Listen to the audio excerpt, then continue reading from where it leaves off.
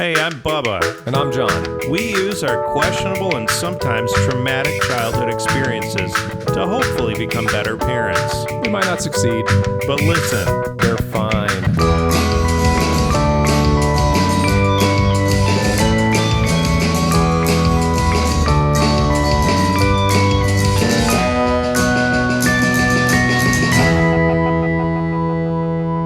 Brandon, last week of school, oof. right? Yeah. This was, correct? For your last week of school for the kiddos? Yeah. Yeah? The weekend of freedom for them. Did you, so we talked about this a little bit last week. The reason I'm bringing this up, Yeah.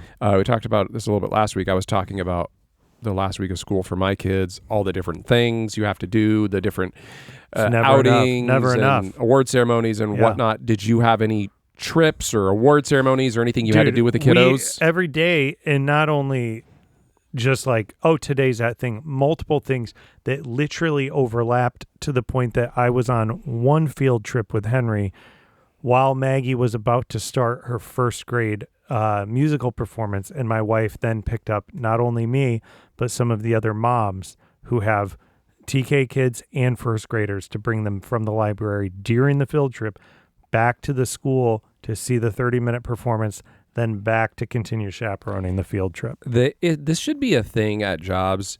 It should, that week between Christmas and New Year's where most jobs are kind of like, okay, everything kind of shuts down. Yeah, we're like, done. You don't even really need to take PTO. Yep. Like, come on, we all know.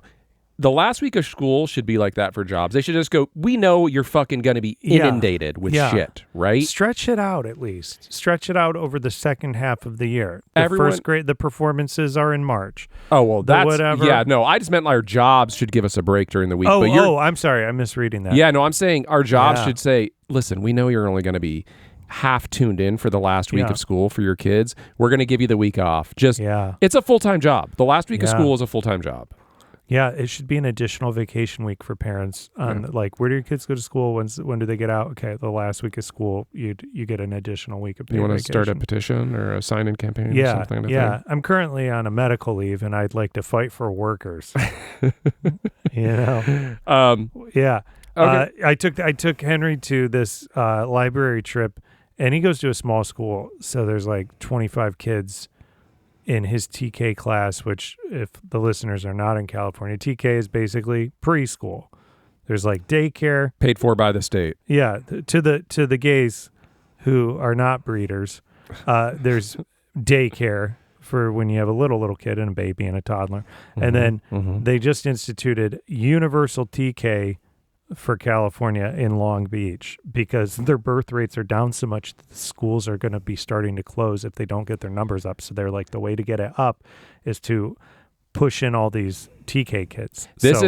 We could do an entire episode about this. It's been a huge controversial thing. It's actually affected a lot of daycares that have put them out of business because, they just rolled this out, and all of a sudden these daycares that were counting on the certain influx of children at certain ages, all of a sudden it's just the state's paying for TK now. Dude, I didn't know that. Yeah, it's been a whole thing, but not a victimless crime apparently. Yeah, but overall, having kids before they start school is so goddamn expensive. Yeah, it is pretty great. It's literally why I was a stay-at-home dad. It's pretty great that they're doing this because the sooner you can get them going to something that doesn't cost you thousands of dollars a month for daycare, it's pretty great, right? So great. So I took Henry and escorted him and with a bunch of the parents. I was not the only dad, surprisingly, which was great. It's great. And walked them through this park up the street.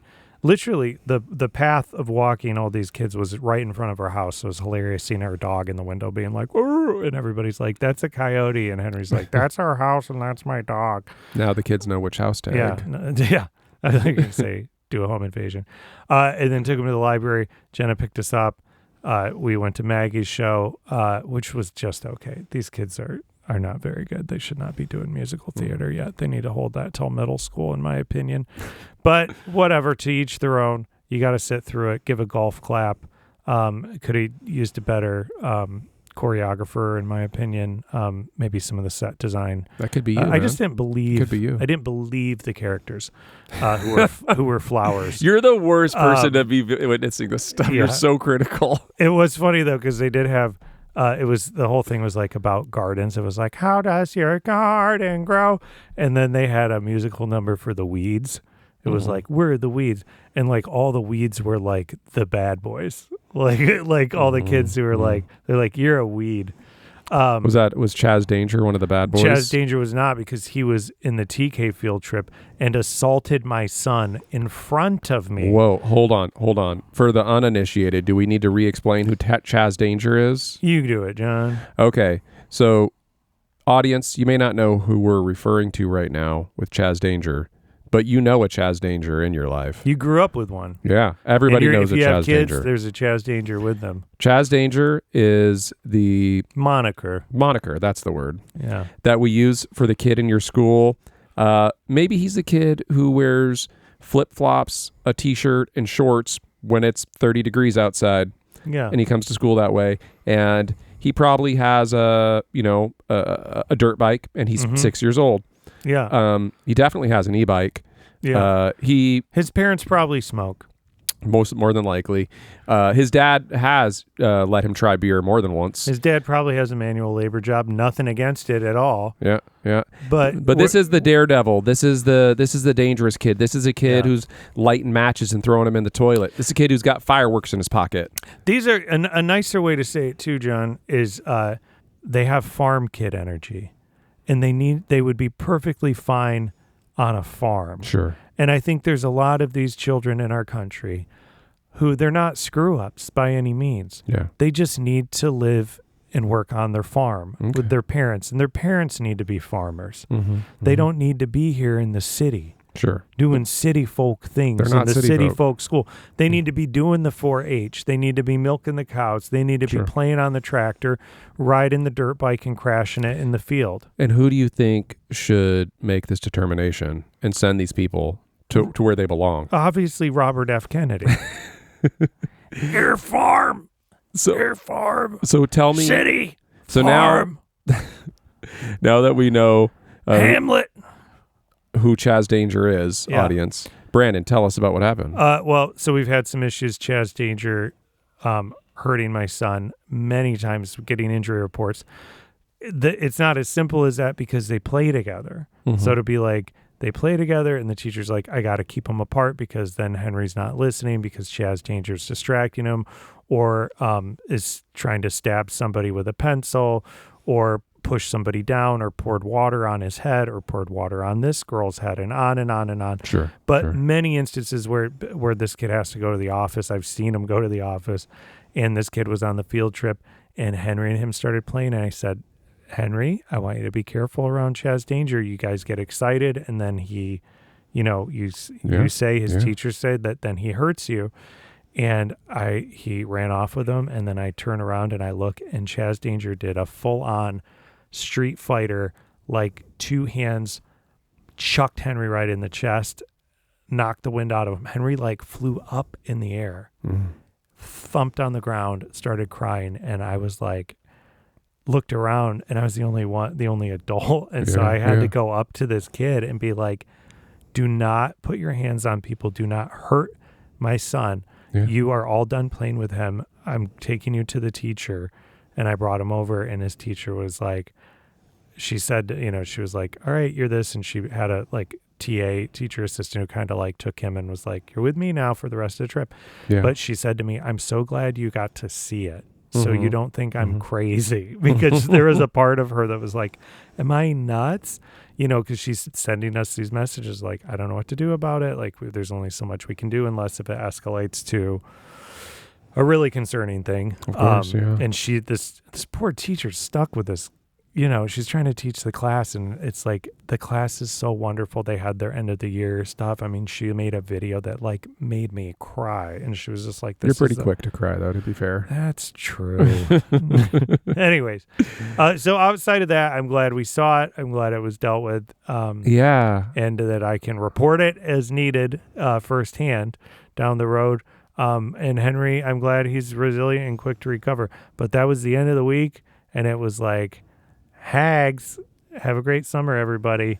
Actually, we'll see you next week because the kids are going back for the after-school program, but they got a week off for Vacation Bible School, which I'm sure you're a big fan of. Did you do that as a kid? No, absolutely not. We're not getting into I'm not. How dare you open this can of worms right now? Well, I have a lot of music to We're play. not going to start talking about Vacation Bible on this School right now. That we're going to sing No, along absolutely not. No. Okay. VBS. What's up with you? Any news coming out of the House of Art?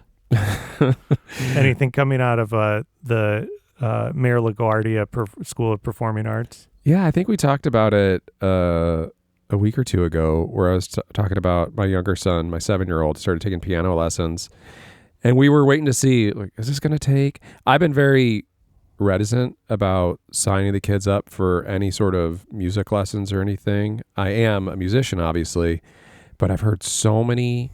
When you're a musician, it's one of those things, you just hear horror stories from everybody. When they find out you're a musician, they go, oh, my parents signed me up for violin lessons when I was a kid, and I hated it, and I really wish I stuck with it. I never learned an instrument. I thought you were talking about like horror movies, like the movie Shine. No, like a haunted violin or something. Well, no. Did you ever see that movie Shine? No. Jeffrey Rush and the dad. Something I need to see? Dude, you got to see it. It's hilarious. Okay, I'll see it. Because Jeffrey Rush is trying to play the piano, and his dad's like very abusive of him. Oh, he's like, David, I love you, David. But he like beats the shit out of him. You should show your son who wants to do the piano Shine. But okay, I'll watch it. Point being is, you hear this all the time, where I think as a parent, all you can do is, there's so many ways to create negative energy around learning an instrument or being interested in these different things. So I try to just be very open to it. If you're interested, great. If you're not, also great. Sorry, I got to slow you down slightly. What do you mean there's so many ways to create negative energy around it? Like psychic energy? No, I'm not superstitious about it. No, like I said, many parents will tell you, or adults will tell you, when I was a kid, my parents forced me to take lessons. That put a bad taste in my mouth about learning piano, learning violin, name your instrument here. I then never learned an instrument. Now I'm an adult and I regret it. Okay. If only my parents didn't force me into this when I was younger. So you're saying the best thing to do is kind of do a hands-off, like if you're interested. Yes, and that's exactly what I do, where I have tons of instruments around. I let the kids play with them. I'm not precious with any of them. I say, any of these guitars, pianos, whatever you want to play with, go for it. You need to be more precious, though. You should pick one of the guitars to be really precious about. Like Michael Jackson's dad. Mm-hmm. He's like, you touch that guitar, you break that string, boy. I'm just going to pick one. I'm going to arbitrarily pick one guitar. We have that whole row. For the listeners, give him your address. He's got so many expensive guitars. I'm going to pick one and just say, that's the one. Whatever you do, don't touch that one. Or they got to touch it. You do the Ray Charles and the Blues Brothers, where the kids try to pick the guitar and he just shoots it. Yeah. And the kid's like...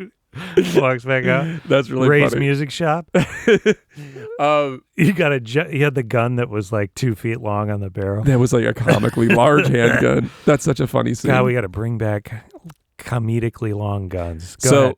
So my younger son, though, did say he wanted to sign up for piano lessons. We have somebody in the neighborhood who does lessons. He's been going to see her. He loves it. But we were kind of like, okay, is this going to take or is it not going to take? He's started now playing piano when he's having trouble falling asleep at night. We just hear in his room, all of a sudden, he's got, one of these Casio pianos that's got harpsichord and organ and all the old 80s sounds. And he'll be just tinkering away. And then in the lab, he's found the little music library on it that we've all heard a million times, where it's, Scott Joplin tunes and Moonlight Sonata and Pachelbel's Canon and D, like all these, like the ice cream truck songs. And he starts playing them. Be 9:00 at night, and all of a sudden we just hear Scott Joplin coming from his room, and he starts tinkering away, playing along with Who's Scott Joplin? Janet, related to Janis? No, like the old ragtime songs, like Wyatt, insert some Scott Joplin here. Yes. How am I better at this than you? I'm not a scatter. I'm not a singer. Think Tombstone when he starts. Dr. John. When Val Kilmer starts, playing. Ragtime. Yeah, ragtime. Played ragtime. There you go. You go, ba-doop, doop, scoop, Skippity bop boop bow. Dude, this guy's single-handedly saving scatting. You're the Ryan Gosling of scatting. We did play Scatman for the kids the other day. That was pretty funny. What's Scatman? You know the song Scatman? No. Scatman. Oh, God. Yeah, that song fucking sucks. Dude. I know, but kids love it. It's really funny. Jesus. So anyway, that's what's been going on with us, I guess. Fuck you, dude. You lost me with the Scatman. I forgot about that terrible song. The next episode, we'll give a full update on what happened to Scatman. Your mom goes, he was a genius. He was a brilliant man. I testified in his trial. Your poor wife has to hear that. I hope you didn't put headphones on this kid. No, we just let it au natural. Dude, you're going to have the cops in front of your house. 9:30 at night, he's playing that hell music. I don't have the heart. Is he just improvising around the... Yes. That's what I would do. You kind of be like... Yeah. And he's like, I got it. I got the note. He thinks that he's fucking Timbaland and shit. He's making beats in there. This one's sick. Oh, this one's going to do it. I'm Danger Mouse. Yeah, but he plays along with it, and he's trying to find the notes, and it's very sweet. It's very fun. I do not have the heart to make him stop. I'm like, go for it, man. You fucking go all night. Dude, what are you going to do if he's like, I want a mic, I want to start recording? And you're like, okay. And then you hear him, he's in there. He's like, bitches ain't shit, but tricks and hoes. And how are you going to approach that? I'll cut the power to his room. He's got a backup generator. No, your older son has a backup generator. He would, yeah. Wow. What a hell. What a fresh hell is this for the summer? You got those beats. I picture you and your wife getting in a huge fight, and she's like, I want a divorce. And then in the other room, and you're like, fine, I'm leaving the piano. And she's like, fuck. Yeah. Okay. I mean, it is funny. We'll just be watching TV, and then, out of nowhere, you just hear ragtime coming from the wall in the other room, and she just looks over at me. Is your older son like, wait, I can't read, you're taking my light, but he gets to keep playing ragtime? And you're like, yeah, he's getting really good at it. Yeah. What are you going to do with reading? Nothing. AI's going to take your job, but not music. Exactly. Music's forever. Wow, right. Exciting. I feel sorry for your whole family. You shouldn't. They're amazing. It's super fun. I'm going to buy your kids a drum set for Christmas. You know what we need to do is bring my son over to dance to the ragtime. Ooh. This is peanut butter and chocolate here. Big time. Big time. The house is going to burn down with the talent. Let's make a video.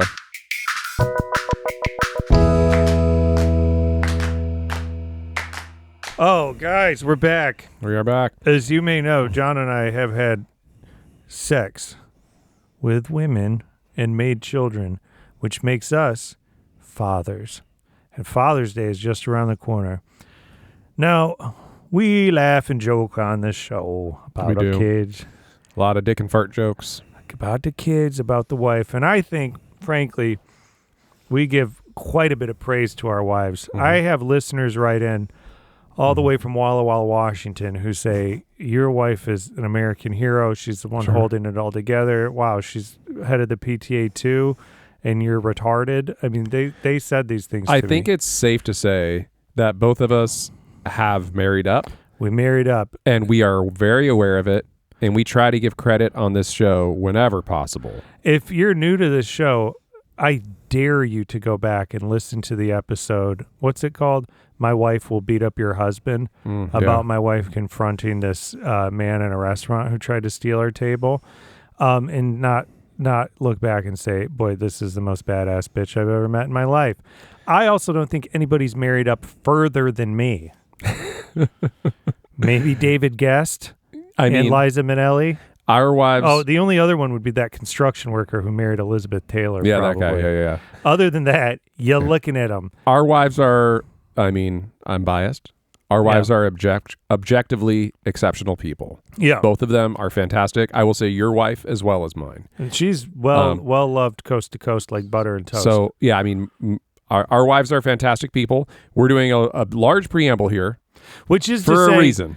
For Father's Day, I came up with the segment, Wife Gripes, where we get a hall pass to bitch about the bitches. Now, I know you don't like me using that word about your wife. I don't.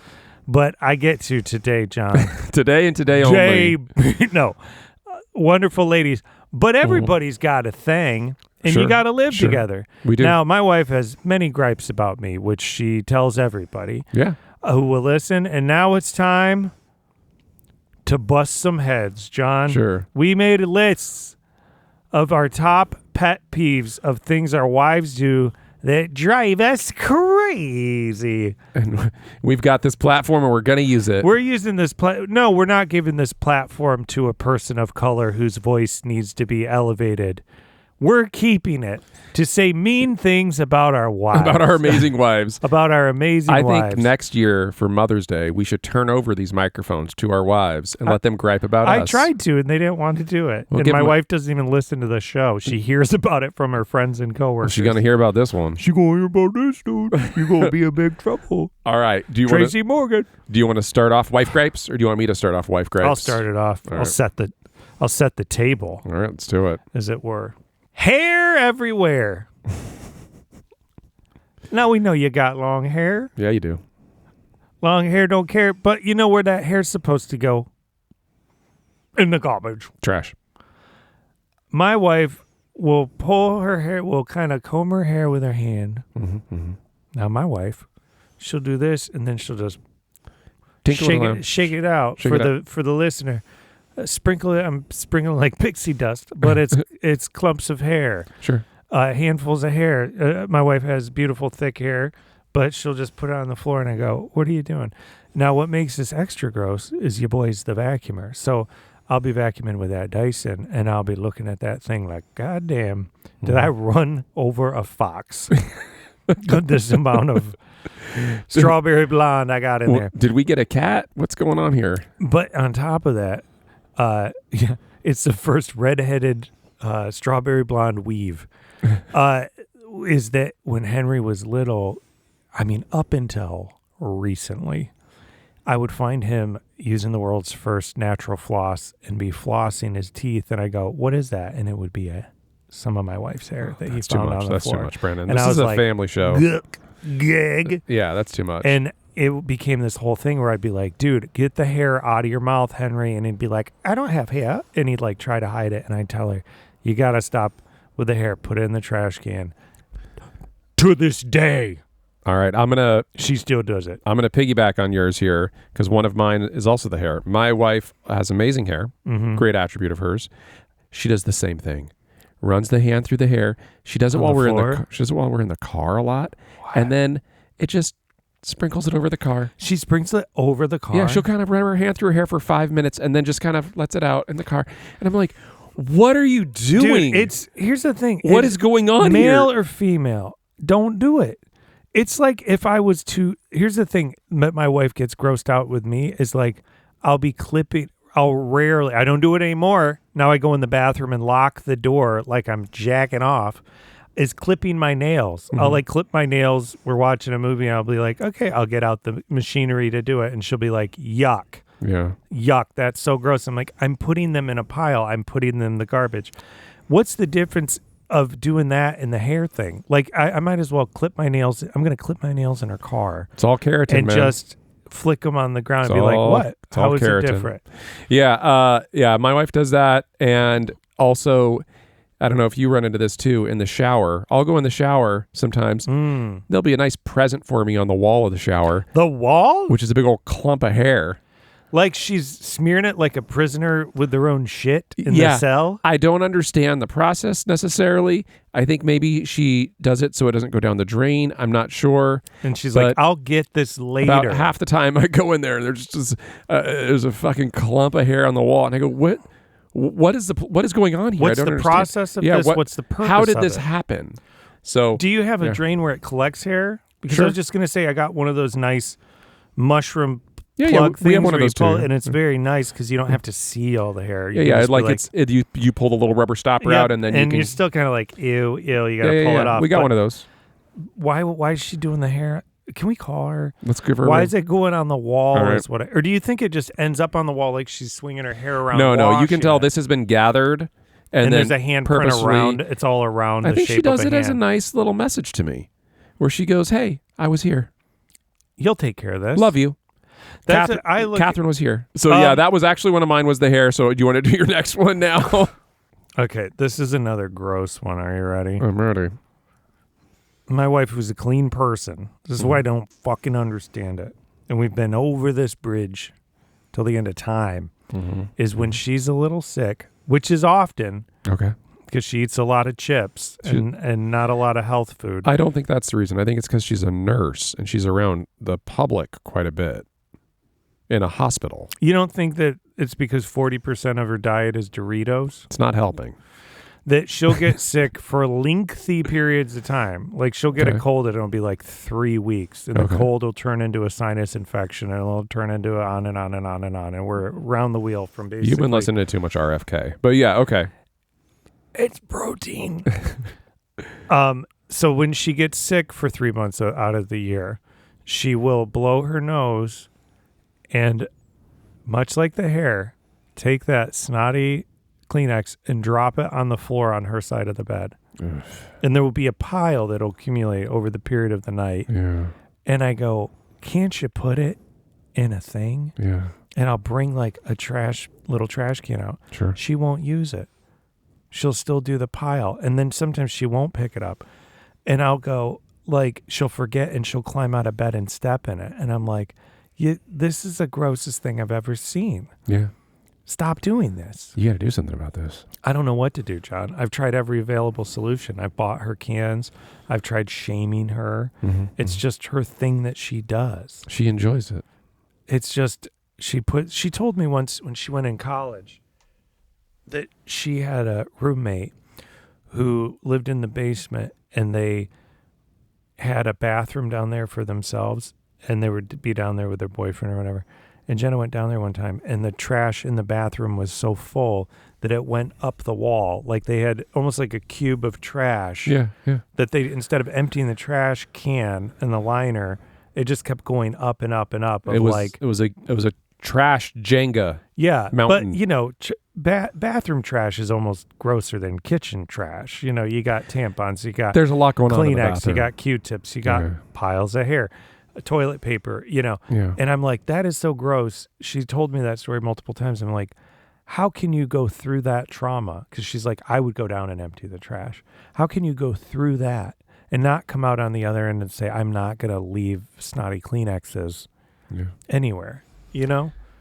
I don't know. So that's the inexplicable one for me. All right, that's grab number 2. All right. You? Well, let's stay on the cleanliness kick. Yeah. My wife, also a very clean person. Till you get to her car. No, she's got a messy aunt's car. She got a messy car. Now, she has gotten better because she has been trading off carpooling with a coworker of hers. So she has kind of cleaned up her game a little bit. So his car's all fucked up now. Yeah. Got a bunch of McDonald's bags. Sometimes she drives. So an Alanis Morissette CD that's cracked. She's become aware. She's become aware of the nature of her vehicle when she's going to have an outsider in her car now. So she's cleaned it up a little bit. But I've gotten in her car, and I'll go in her car, and there is fucking makeup devices all over. There's eyelash curlers. There's nail clippers. There's scissors. There's tissue boxes. You a lady of the night? I'm like, what is going on in here? It's like, do you live in your car? What is happening? That's like I dated an actress and she had a messy car and she'd ride around LA like that with like just different outfits, different sets of makeup, different themed clothes for if it was she was auditioning for like a musical or something like that. And you'd be like, Jesus, are you a murderer who has different disguises? You know? You've given me something to think about here because yes, also in the trunk of her car, she'll have 4 different pairs of shoes. You know, different coats, different skirts. Do you need to change in the middle of the day? What's do you think happening? The revelation is kind of like the Sixth Sense or Fight Club where she's like, I'm the attorney and the defendant, John. Oh, yeah. I'm all of my clients. Sure. And she's not really a lawyer. She's just got multiple personalities. No, I don't think that's it. I think she's just got a dirty car. But that's that. You're dirty. You busted. All right, what's your next one? You chopped. I said dirty aunt because I feel like growing up, especially you would know the smokers. Mm-hmm. You always had that aunt. I had several of those aunts who had the dirty cars with and you had the additional element of cigarette so and gross. ashtrays. So gross. So there'd just be like cigarette butts all around, CDs and cassettes all around, and dirty clothes and makeup everywhere. Yeah. This is I'm sure my wife will rightfully defend this as an integral part to the management of our household. But she is almost the guy from American Psycho being gone returning videotapes, where she's constantly returning items to Marshall's or Target or Old Navy. Where I'm like, she's like, I got to go to the store, or I got to go do this thing. And I go, okay. And she's like, and I got to go return an item. Ne'er have I met anybody who has purchased so many things that need to be returned that I almost, if a day comes where I find out some horrible news that she's been having an affair, my first thought would be, she wasn't returning items to Marshall's. Sure. After all. She was going to see her lover. She was meeting up at an hourly hotel. Yeah. And your therapist years from now will ask you, Brandon, in your heart of hearts, didn't you know she obviously wasn't returning 20 things a week to Marshall's and TJ Maxx? Yeah. And Kohl's. Kohl's. Yeah. And what's the other lady one? That's a name. It's not the lady one. Why are you gendering these stores? It's a woman's name though. It's not Lane Bryant. That's like the plus size women's store, which maybe they're not even around anymore. There's another one that's like, it's like a higher end. Ann Taylor. Maybe it's Loft. Ann Taylor. Loft. Yeah. Ann Taylor She's Loft. Over, yeah. I think they just call it the Loft now, or Loft. Like how Mr. Pibb is just Pibb now. Sure. Yeah. They stopped fighting for giving him a surname. Rebranded it. Yeah. It was Mr. Pibb, Dr. Pibb. It'll be, my therapist will be like, she wasn't at a loft. There are no lofts in Long Beach. Sure. You should know this. Yeah. Many husbands who have come into this therapy office before have used the loft excuse. So she returns a lot of items. Okay. And she'll get a lot of items. Now, this is a practical thing. Like bathing suits are hard to figure out, if it looks good on you or not.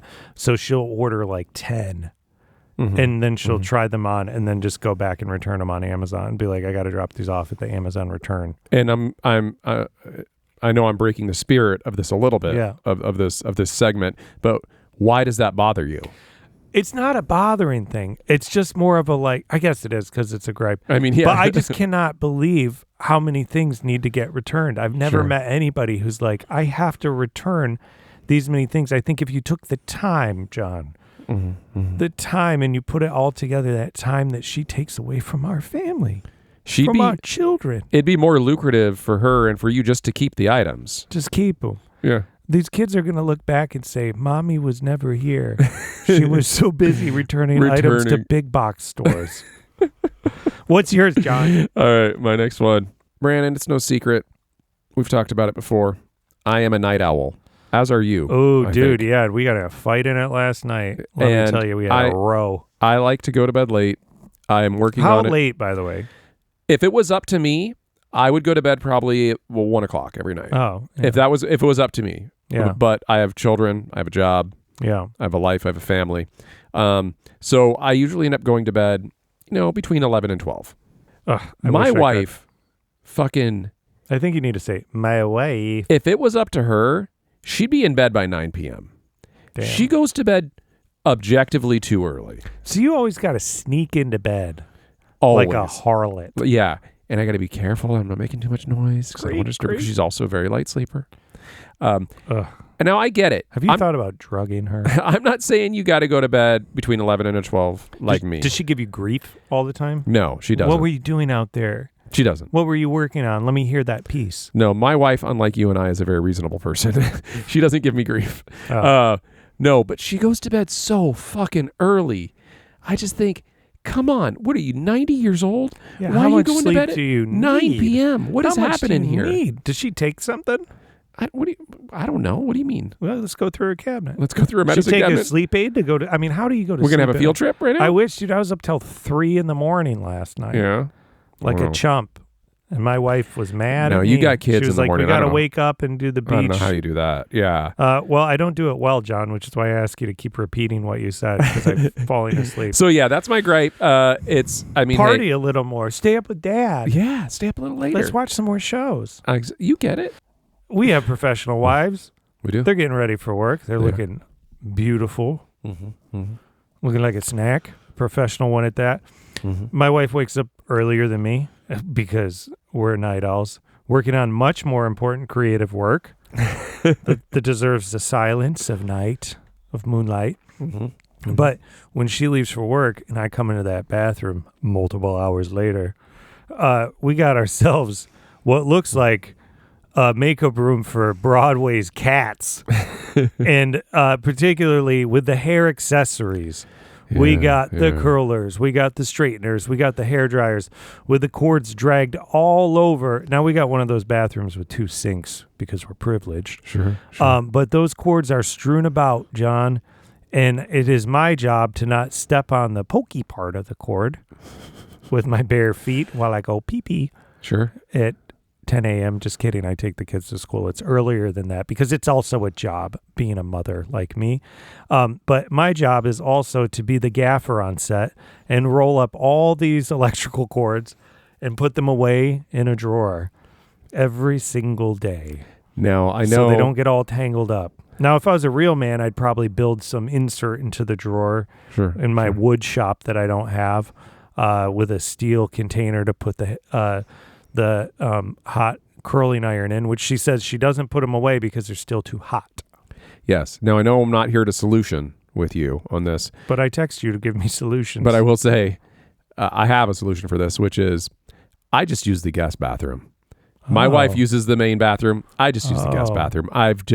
Nope. I mean, it's just easier. So you have given up your bathroom to her. I've abandoned it. Biblically. Huh. In every way. You just fully abandoned it. I fully abandoned it. Where do you shower? In the guest bathroom. Oh, I've showered in your shower. Great. One of the best showers. It's a good shower, right? By the way, I did buy one of those stands. Oh, good. It's a life changer. One of those floor to ceiling shower stands where you can put all your products on. But I got 2 extra feet of shower room now. It's great. It's just easier for me to use a separate bathroom than from her. Huh. A lot of times we're getting ready at the same time anyway, and we don't have a double sink. But John, I got the bidet. I got the bidet in mind. I moved the bidet to the guest bathroom. Wow. Maybe that's my solution. I got to move that. I'll move that bidet. Just use the guest bathroom. It's just easier, man. If I put the bidet in the kids one, I'll have access to the warm water because it's right next to the sink. Maybe I am here to solution with you. Holy shit, John. You just saved my marriage. Your turn. All right. Speaking of bathrooms, I will give a little upfront on this one, which is I don't think anybody smells better than my wife. She smells amazing. She does smell good. I smell her a lot. Yeah. Sometimes she'll go, "Why are you still hugging me?" I go, "Just relax." I don't blame you. I don't think chamomile here. I don't know if she's ever stunk a day in her life. The kids asked me one time, "Does she fart?" I said, "No, she doesn't." Wow. I've never heard it. She just burps. The last thing she needs is more showering, but you wouldn't know it because she showers about 17 times a day. That's why she doesn't stink, dumbass. I don't think she needs that many showers. She probably does. We could back it off about 120%. I mean, it is too much. Well, we're too much. Yeah, the data centers need the water, Catherine. Yeah. I mean, I mean, live and let live. I try, but man, there are multiple baths and showers happening a day. My wife makes fun of me because I shower so much. Sure, but I don't stink though. Because I do. And I'll freak out because I'm like, I haven't showered in a day. And she's like, I haven't showered in 3 days. And my wife doesn't stink. Actually, she does have to shower now because she goes and does that hot yoga. Oh, you got to shower after that. You got to shower. Yeah. Everybody does. No, and hey, I try to live and let live, but it is a certain point where I just go, there's just too much bathing. There's too much bathing happening. I think what he's trying to say, wife, is your boy wants to smell the real smells. I don't even know what she actually smells like. Which brings me to our last gripe collectively, and that's wives, we can't have sex this much. It's too much. It's too much sex. Our bodies can't handle it. Yeah. Multiple times a day. We are men in our 40s. Even once a day is too much, and it's too long. We don't want to go more than 10 minutes, 20 minutes tops. Sure. We're not in a porno. Yeah. We're real people. It's late. We're dads. I'm tired. We're people. We also, it's too freaky. y'all being too freaky. Yeah, calm it down. Calm it down with the lotions and the creams, and this one numbs this part, and this one makes you spit more, and what's these toys and tools, these power tools you got going on? Yeah. What's this ski mask? This isn't how the Lord intended it. Why are you making me play different B-list celebrities? You know what I mean? We can't have sex this much. I saw this thing on Instagram. I saw that thing on Instagram. My body can't do that, okay? And also, we have a headache. Sure. We're tired. Yeah. We work jobs. I just washed my hair. There's so much on our mind right now that we have to hold together for this house, and all you think about is sex. Leave me and John alone. That concludes our Father's Day special segment, Wife Gripes. Wife gripes. Wife Gripes. Shut up, you nasty ass bitch. Scene.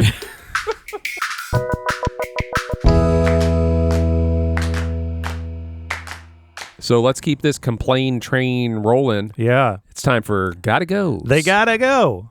We might as well have a FM morning radio show in the 90s. This has become drive time radio. Drive time with Jibby Jab John started and doing- Bootylicious Bubba. We started doing it in jest, and now it's just become sincere, like authentic drive time radio. The first 5 callers get tickets to Smash Mouth. Okay, gotta go. So what do you got, Jane? All right, my Gotta Go. We've talked about this before. It's never made it to the official Gotta Go section, but I'm here now with it. We have a WhatsApp neighborhood watch thread. Oh, no. For my neighborhood. This thing's still active? This hasn't been shut down by the Department of War yet? It's gonna be. It has to be shut down It's got to eventually. be bordering on terrorism. The Long Beach Police Department are going to step in at some point. They got to be sick of this shit. So my neighborhood has started a couple different WhatsApp threads. Some of them are great. They're oddly gender specific, which is interesting. There's multiple threads for the neighborhood. Yeah. So there's a dad's WhatsApp thread. There's a mom's WhatsApp thread. There's a wine mom's. There's a sober dad's. There's Christian dads. There's a stuff thread for people getting rid of stuff. Stuffies. Oh. Yeah, for stuffies. Yeah. No, for people getting rid of stuff. Okay. And then there's the pinnacle, the top, the creme de la creme, which is the neighborhood watch thread. And this is the one with the most action. The most boomers, probably. Dude, people fucking love this thread. Oh my God. I have had to mute my put WhatsApp me on account. the thread, even though I don't live in your neighborhood. I should. There's too much action. I've muted it because I just can't. I will check it maybe once a day or once every other day to see what the fuck is going on. I'm surprised you're on that after being a near vigilante death statistic for your neighborhood. For the listeners who don't remember, John went for night walks, as he calls them, sounding like a strangler. I still do. And he still does, but he was specifically going to look at houses in the neighborhood to decide what color to paint his house.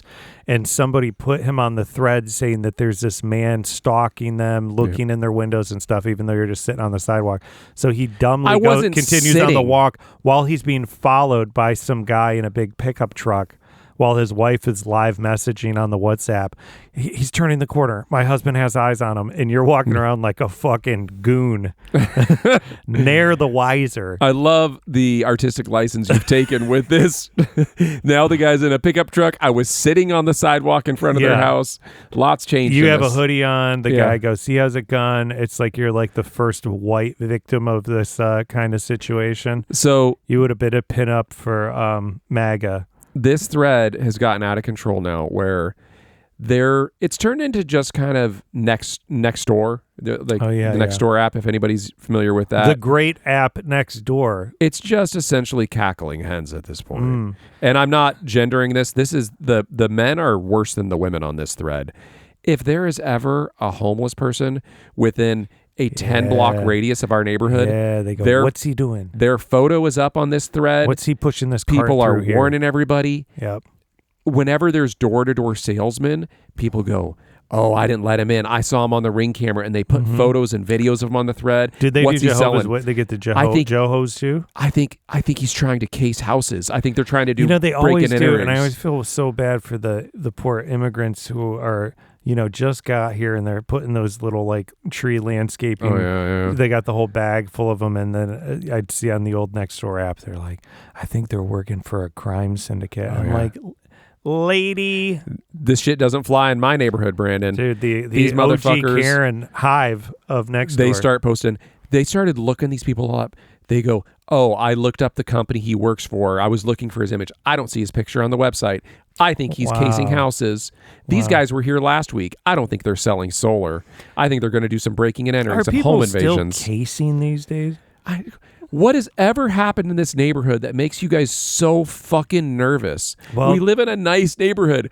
Calm down. I think they live in a nice neighborhood because they're keeping the riffraff out. That's what they would say. They're just we like, harass the riffraff enough. We do. We raise the alarms. So it turned in the other day. So the final straw for me was the other day. Good guy with a gun idea. They started complaining about the construction happening in the neighborhood. There's a lot of construction in our neighborhood because they're putting in bike lanes. And then people go, oh, yeah, they're just doing this to cater to the cycling, riffraff community that's just holding us all hostage. Oh, and as a professional, non-professional cycler, you take umbrage. No, you go, listen, my pronouns are bicycle. Oh, I don't even fucking jump into this thread. Are you kidding me? These idiots. Yeah. No, I back off. I'm like, whatever, man. Also, they're doing those bike lanes for the 50,000 children that live in that whole side of town. And so I'm all on their bikes. I don't jump in, but then other people jump in and they go, well, no, this, that, and the other. And they're just like, no, they're just the cycling community's been holding us hostage, and now we have to do all this. This is too much. Finally, somebody just said, hey, let's try to keep this thread focused on neighborhood watch things, know. So anyway, it's got to go. That was my long way of saying this shit's got to go. So it's what's got to go exactly? The neighborhood watch thread. Can you shut it down? I think it should be shut down. I don't know what good it's. I might be doing more harm than good at this point. The way to do it is you just troll everybody. I think I would just call everybody racist, and I'd say that they're part of the problem because of systemic blah, blah, blah, and then they would just get so annoyed that they would leave. I'm going to bring you in as a ringer for this. What do they call that? What do they call that when they, like the paid protesters, the people that come in? Yeah, paid protesters. Yeah. I read an article the other day of, there's these situations where some people can't get their tenants out and the tenants become squatters. Sure. And so what the landlords are doing, since they have tenants, is if they'll rent like a room out in it. Mm-hmm. And they hired these guys who are basically like bounty hunters, but they'll live in the place and be the most obnoxious roommate until the people leave. Oh, wow. So I could be the most obnoxious member of the neighborhood watch group. I'm going to add you to the group. Add me to it, dude. I'll just drop little bombs in there as long as I can put a psodonym in there. Yeah. Let's get you in there. All right, that's my gotta go. What's yours, Brandon? It is boomer adjacent. Okay. Which is I've found myself lucky enough to be signed by a social media agency. Ooh, I didn't know. Some of my viral vids. The presence of a celebrity. Yeah, a dadfluencer, as it were. We'll see how well I do hawking wares online when they take a look. When the brands take a look at my videos and go, he was making jokes about war in the Middle East. Do you have some supplements to tell us about right now? We'll see. So far, I might be hawking some toothbrushes for my kid's plaque. Love it. But the reason I bring that up as a humble brag is that they suggested that I start a professional Facebook page, which I was like, I don't want to do that. And they were like, you have to. What year is it? I know. I'm like, but who's going to be on there? They're like, it doesn't matter. You just have to do it as like a social media content person. I'm like, so then I have to figure all this shit out. But as some of you may know who are not on Facebook and don't want to be on Facebook, if you go on Facebook for a little bit, the app knows. So then it starts popping up little notifications and you're getting the emails again and stuff. And you're like, I don't want to be on here. But then I'll try to, swipe away and then it'll suck you in and you're like, fuck. And then you see the timeline. And I've been noticing a lot of my relatives who are older and older people I know have gotten access to AI photo generation software. Sure. And so they're starting to post photos of themselves that are AI And it'll be them in like Hollywood or in a foreign country. And I have pretty good AI, what do you call it? Discernment, where I can radar, where I can be like, that's clearly an AI photo filter. Sure. I've used it to create work before, comedic things, but then I'll see the comments and all these people their age believe that they're real photos. Oh yeah. So they'll be like, what are you doing in Cabo with that model, Gary? And the person will write, having the time of my life. And they'll be like, oh, they lie. Wow. They lie. Yeah. They won't fully lie, but they'll just say something innocuous to be like, living the dream. Mm-hmm. And the people, and they'll, make themselves look very flattering for their age. But it's cracking me up. But also, it's so dumb because the software they're using, it's like clearly you can tell it's an AI photo. Yeah. And they have no facial hair, or their hand looks weird or whatever. But that all these people are like hook, line, and sinker being like, what are you doing with, Ashton Kutcher, Marge? And she'll be like, seeing my son, ha ha.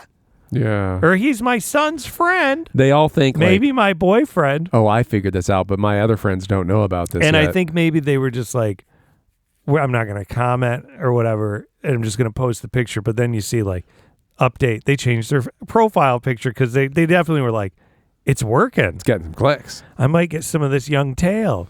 Or who knows what, the clout that they're getting in the Facebook echo chamber that they've created. But it's give me a little hoot.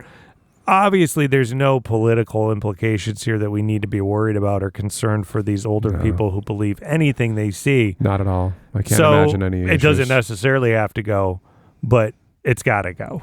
It's got to go, dude. It's too much. They can't be doing this shit. They can't be doing it. Yep. So keep an eye on your mom and your mom's friend and your aunt when she posts a picture of her and saying she's engaged to Matt Rife.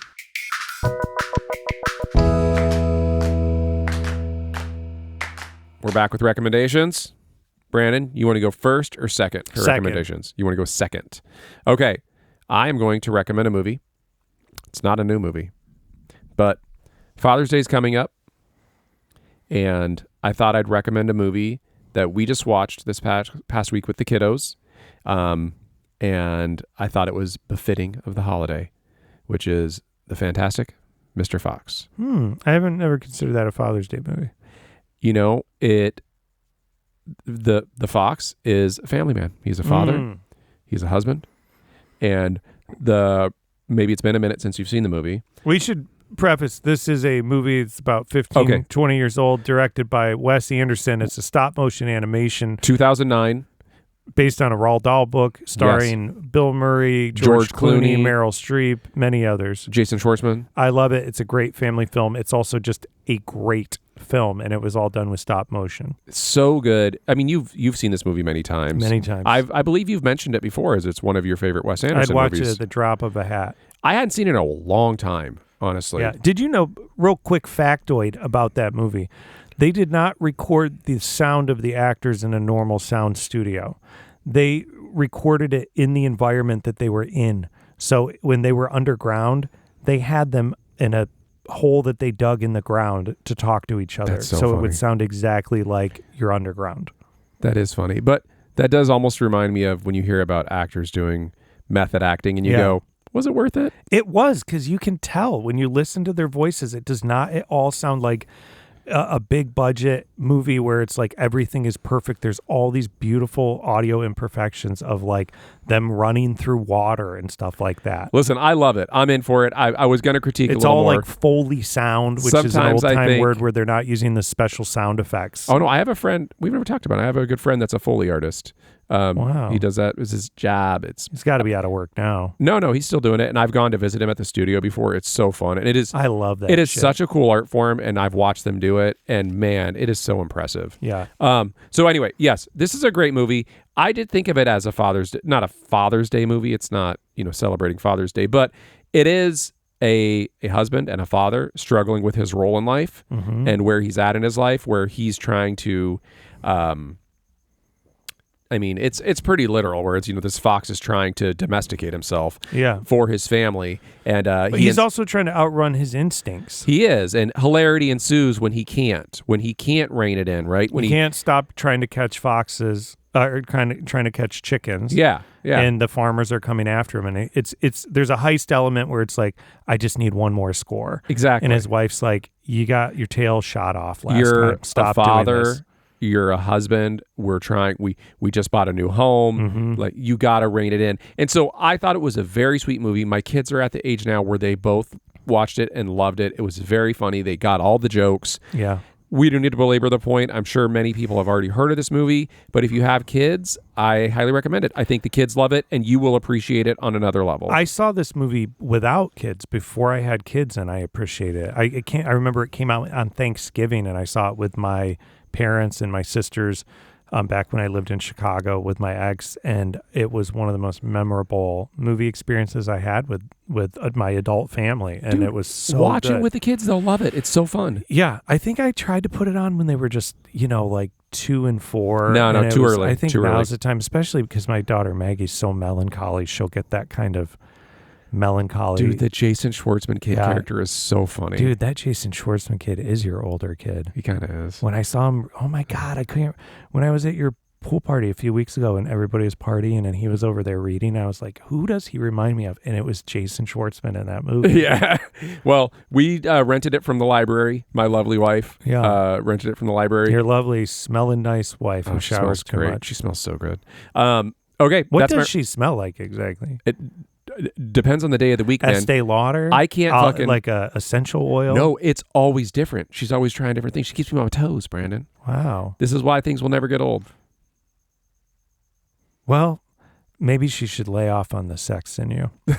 What's your recommendation? Is also a movie, and it's also Father's Day oriented, but it's a movie currently in the theaters, and it is a movie that I implore you to go see, to elevate this movie, because I think... Me or the audience? The audience. Okay. And you. Okay. I think that it should get a following to make it in the running for the Academy Awards, particularly for Best Original Song, because the movie is built around a song, and I want nothing more than the two leads of this movie to sing this song at the Oscars when they do the Best Original Song part, and they have each song at a segment. And the movie is called Power Ballad. Oh, yeah. Okay. And it's directed by John Carney, who directed Once.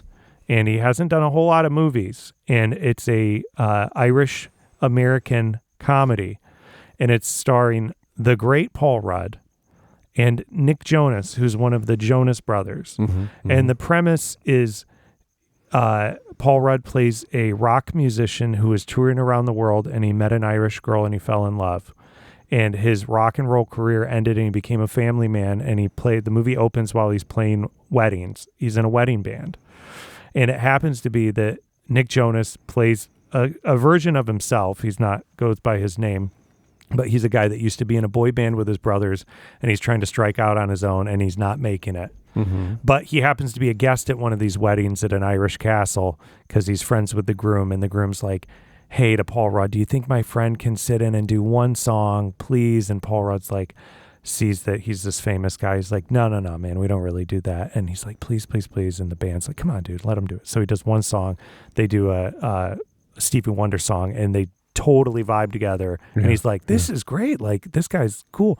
And they end up hanging out and spending the night jamming together. And they're playing songs for each other. And the Nick Jonas character later steals this song that Paul Rudd was like, I could never really figure this song out. And the guy's like, dude, this is one of the best songs I've ever heard. He's like, I couldn't figure it out.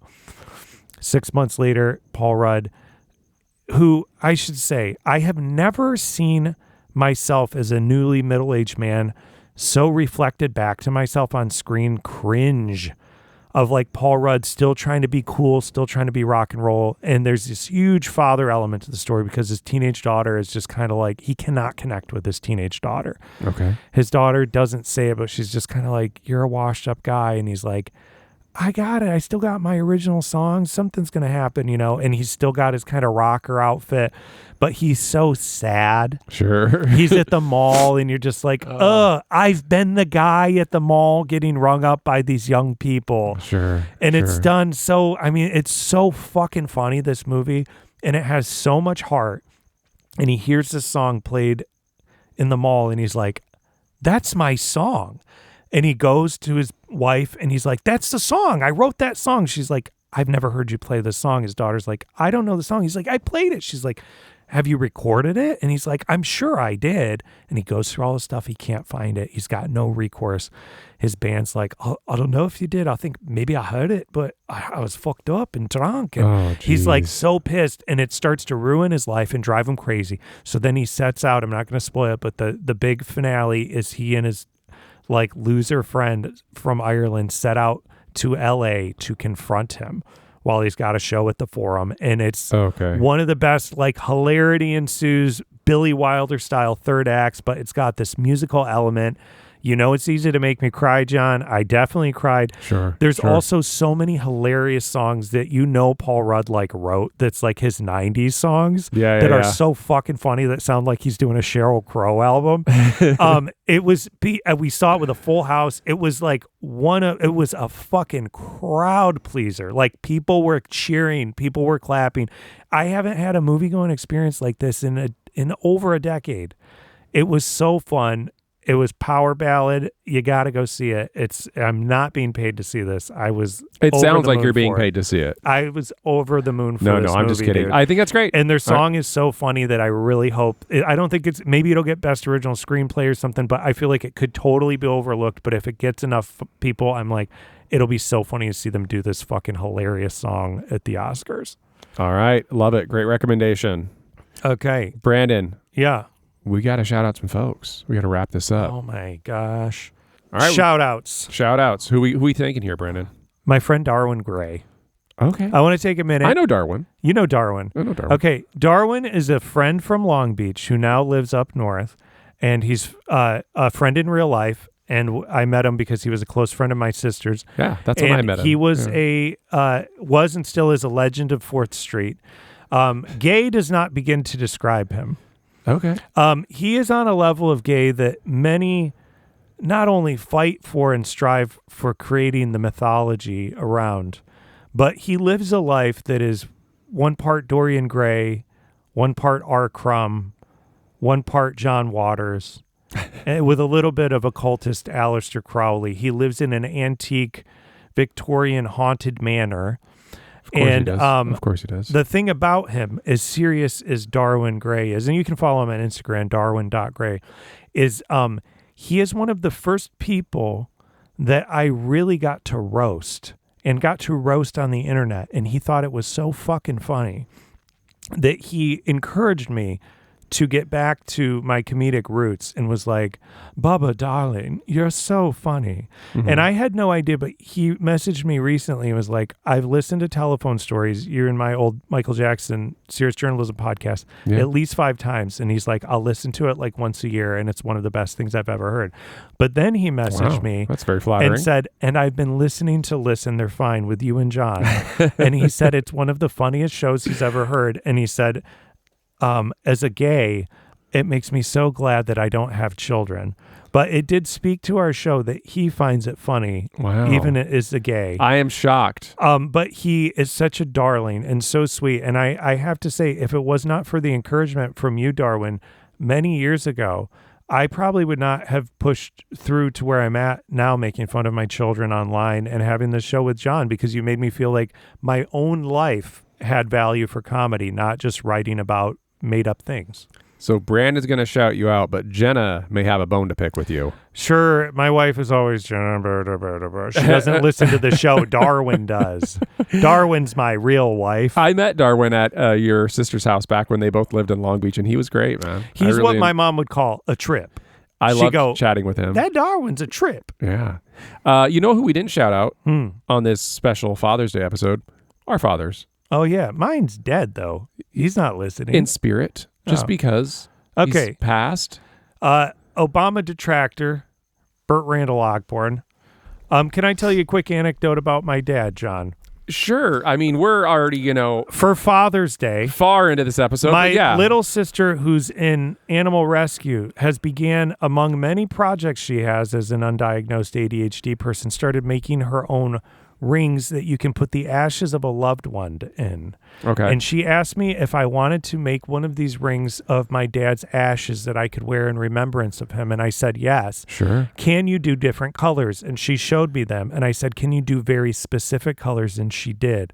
So I sent her a color pattern or a specific tone for the ring that I'm going to be having her make with my dad's ashes in remembrance of him for Father's Day. And do you know what tone that color is, John?